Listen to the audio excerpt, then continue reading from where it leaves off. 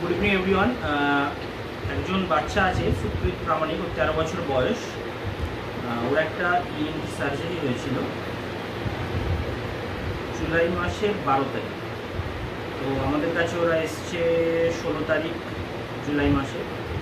তো ওর left side facial পলসি একটা সমস্যা এসেছিলো, যার কারণে যা ফিডব্যাক আমরা পাই ফেসিয়াল পলসিতে। চশমাটা হলো বাবু, ওর চোখটা বন্ধ হচ্ছিল না, এখন চোখটা বন্ধ করো। বাহ, ভেরি গুড। ওর হচ্ছিল না, করে দেখাও। এটা মোটামুটি এখন চলেই এসছে ম্যাক্সিমামটাই। ওর একটা দিক তখন শিফট হয়ে গেছিলো।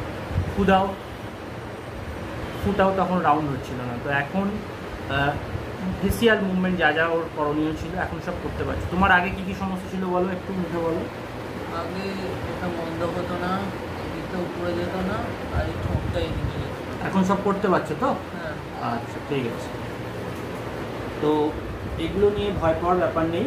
ফেসিয়াল নার্ভ আমাদের একটা ইম্পর্টেন্ট ক্রেনিয়াল নার্ভ, যেটা যে কোনো কারণেই পলসি হতে পারে, যার কারণে যে দিকটার হচ্ছে, সেটা লেফট সাইড হলে লেফট সাইড, রাইট সাইড হলে রাইট সাইড, সেই মাসেলগুলো অ্যাফেক্টেড হবে এবং সেই ফেসিয়াল মুভমেন্টগুলো অ্যাফেক্টেড হবে।